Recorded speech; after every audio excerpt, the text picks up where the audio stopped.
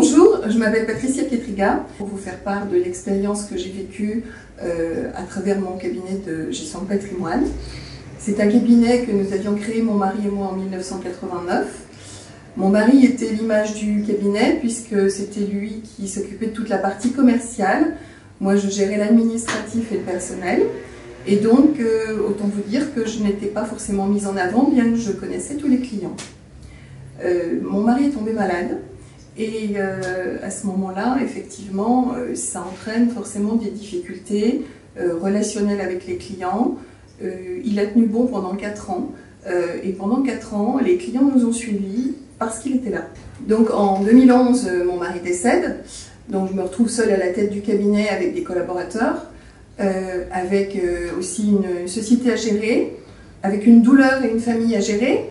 J'avais 2 enfants qui n'étaient pas encore complètement sortis des études, donc dans une situation, on va dire, difficile. Et là, heureusement, on avait eu l'idée de souscrire une assurance homme clé parce qu'on était persuadé qu'en cas de problème, cette assurance pouvait aider le cabinet dans un passage difficile à gérer. Et c'est ce qui s'est passé. Et aujourd'hui, en tant qu'ancien conseiller en gestion de patrimoine, je suis persuadée que ce type d'assurance qui ne coûte pas cher sécurise le cabinet, permet de prendre le temps de se retourner. Moi, on a versé donc à la société un capital d'essai qui était en fonction de ce que nous avions décidé. Alors, le conseil que je pourrais donner, c'est de revoir ce capital de temps en temps, parce que ça va avec l'évolution du cabinet, l'évolution du chiffre d'affaires et des dépenses qu'on peut avoir à engager. Donc quand ce capital a été versé, ça m'a permis de respirer, de souffler, ça m'a permis de pouvoir choisir la voie que je voulais prendre pour le cabinet. Je ne savais pas à l'époque si je voulais le céder, si je voulais m'associer, si je voulais continuer toute seule. Continuer toute seule, c'était un choix assez difficile parce que après avoir subi quelques, on va dire, dénigrement de la part d'un collaborateur parti à la concurrence et qui faisait entendre aux clients que je n'étais pas capable d'assumer.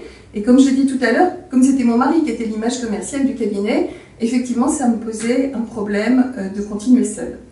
Donc ce laps de temps que m'a offert cette assurance, ce capital procuré par cette assurance, ça m'a permis de savoir ce que je voulais faire exactement. Et donc j'ai fini par décider de m'associer.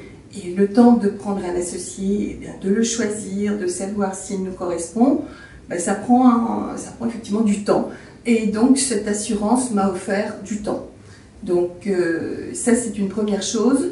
Je pense qu'aujourd'hui dans les cabinets, c'est quelque chose à vraiment mettre en avant, d'abord pour le cabinet propre et puis pour les clients.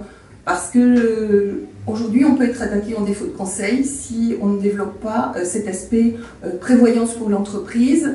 Un jour ou l'autre, ça peut se retourner contre le CGP.